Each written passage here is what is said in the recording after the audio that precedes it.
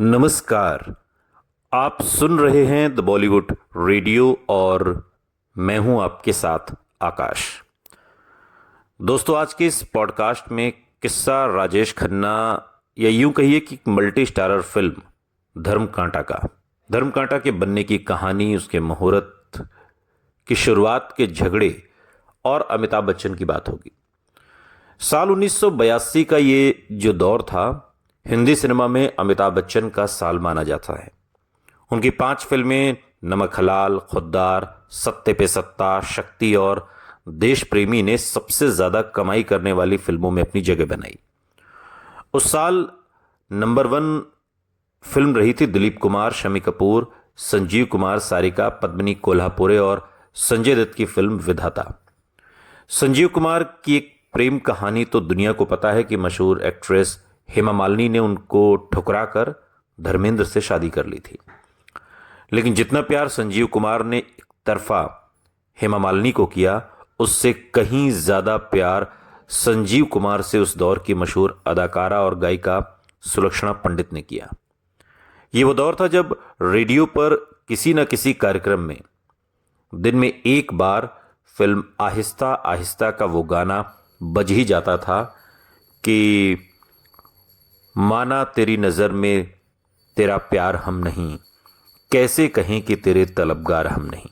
खयाम के संगीतबद्ध किए और नक्श लायलपुरी के लिखे इस गाने में बतौर गायिका सुलक्षणा पंडित ने अपना पूरा दर्द उड़ेल कर रख दिया था। पूरा दर्द। सुलक्षणा पंडित कभी किसी की राह की दीवार नहीं बनी। निर्माता निर्देशक सुल्तान अहमद की जो फिल्म धर्मकांटा 13 अगस्त साल 1982 को रिलीज हुई, उसमें भी वो किनारा ही बनी और बस अपनी मोहब्बत का दूसरा किनारा तलाशती दिखी।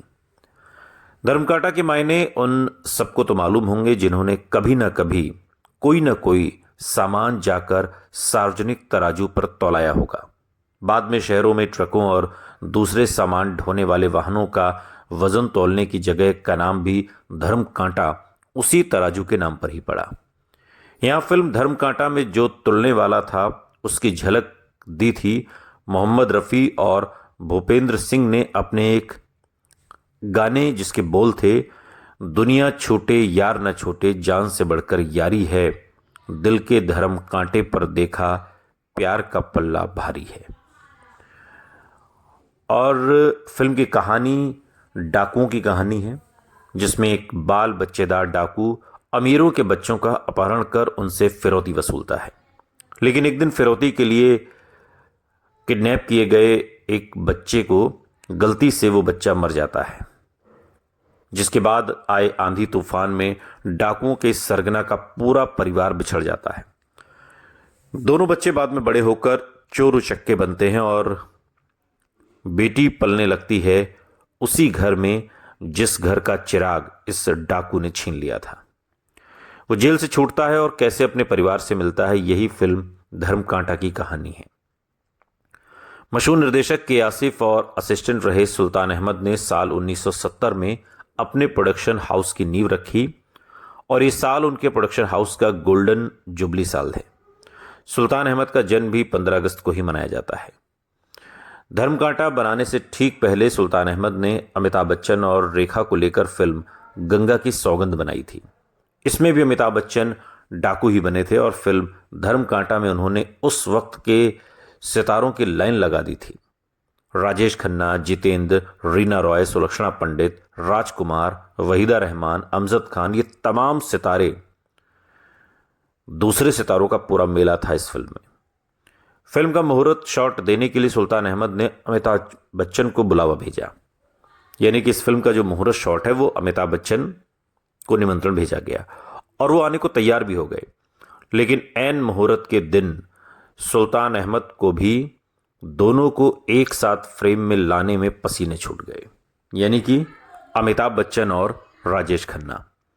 लेकिन ऐन मुहूर्त के दिन सुल्तान अहमद को भी यह एहसास हुआ कि ये बात कुछ ज्यादा हो गई। हुआ यूं कि अमिताभ बच्चन लगातार लोकेशन पर फोन करते और ये पूछते रहे कि राजेश खन्ना आए कि नहीं, और राजेश खन्ना बार बार ये पता लगाने की कोशिश कर रहे थे कि अमिताभ बच्चन पहुंचे कि नहीं। यानी कि दोनों एक दूसरे को ये दिखाना चाह रहे थे कि वो पहले आए और हम बाद में, क्योंकि बाद में तो सुपरस्टार ही आता है। दोनों में से कोई भी दूसरे से पहले लोकेशन पर नहीं पहुंचना चाहता था। फिर किसी तरह दोनों एक साथ लोकेशन पर पहुंचे और फिल्म का जो मुहूर्त शॉट है वो किसी तरीके से संपन्न हुआ। फिल्म धर्मकांटा बननी शुरू हुई तो शूटिंग के दौरान भी राजेश खन्ना और जितेंद्र के बीच खूब किस्से हुए। दोनों तब भी अपने अपने खेल के मास्टर थे और हिंदी सिनेमा में अब भी इन लोगों की तूती बोलती थी।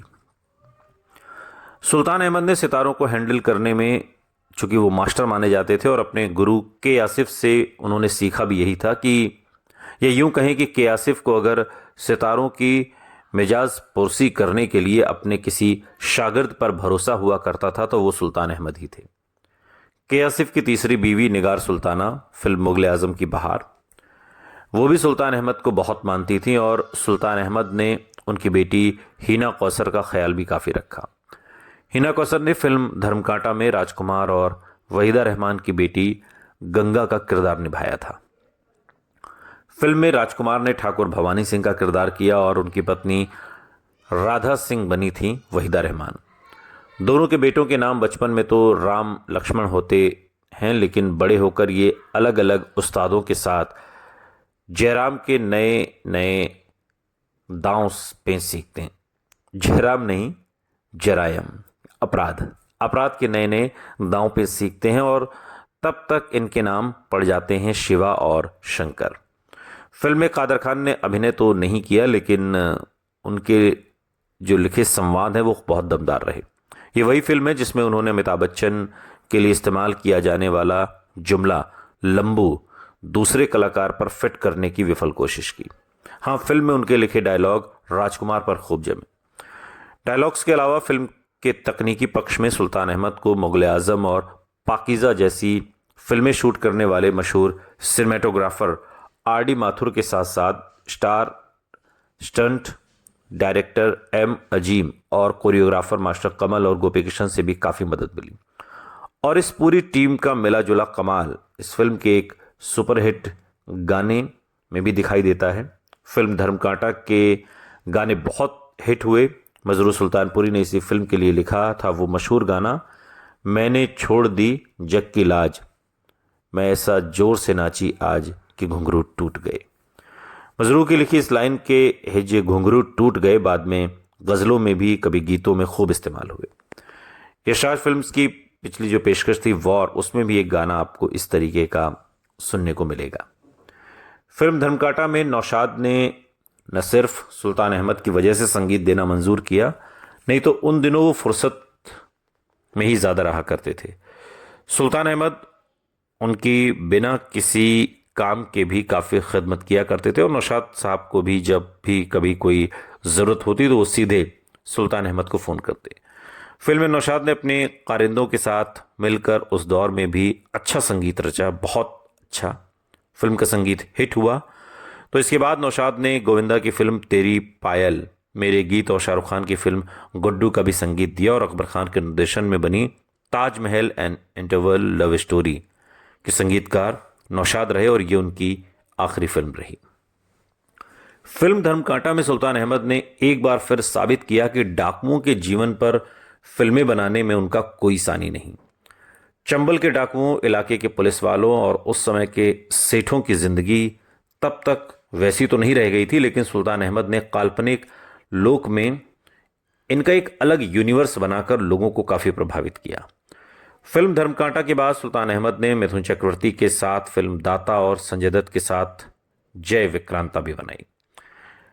फिल्म धर्मकांटा की एक खास बात यहां और आपको बता दें कि फिल्म में जितेंद्र और राजेश खन्ना के पिता का रोल पहले प्राण साहब करने वाले थे, लेकिन फिर सुल्तान अहमद ने इस रोल के लिए राजकुमार से बात की। राजकुमार को सुल्तान अहमद का बात करने का तौर तरीका बहुत पसंद आया। फिल्म की शूटिंग में एक बार राजकुमार को एक सीन करना था जिसमें उनके हाथ में हीरो का एक हार होता है। सीन के दौरान जब राजकुमार को नकली हीरो का हार पकड़ाया गया तो उन्होंने फेंक दिया। उसके बाद बताते हैं कि सुल्तान अहमद ने अपने घर से असली हीरो का हार मंगाया और तब जाकर शूटिंग आगे बढ़ सकी और इसी के बाद सुल्तान अहमद को राजकुमार ने एक नया नाम दे दिया, जानी मुगले आजम। इस नाम का सुल्तान अहमद पर इतना असर हुआ कि इस बारे में गंभीरता से सोचने भी वो लगे थे और एक दिन उन्होंने ऐलान कर दिया कि वो एक फिल्म बनाने जा रहे हैं, साहिबजादे सलीम अनारकली। फिल्म में संगीत नौशाद का ही होना था और इसके बाद उन्होंने दिलीप कुमार और अमिताभ बच्चन से भी बात कर ली, लेकिन फिल्म बाद में बनी नहीं। सुल्तान अहमद ने मिथुन चक्रवर्ती के लिए दाता बनाने के बाद एक और फिल्म की घोषणा की, गंगा की धारा। इसमें वो अनिल कपूर और माधुरी दीक्षित को साइन कर लाए थे। फिल्म में संगीत आनंद जी कल्याण जी का होना था और फिल्म का मुहूर्त भी हुआ, जिसमें कमाल अमरोही ने जाकर मुहूर्त क्लैप दिया, लेकिन ये फिल्म भी बंद हो गई। और धर्म कांटा अपने दौर की अच्छी फिल्म रही, बड़ी फिल्म रही, मल्टी स्टारर फिल्म रही और इसके गाने सुपर डुपर हिट रहे, खासकर घुंघरू टूट गए। सुनते रहिए द बॉलीवुड रेडियो, सुनता है सारा इंडिया।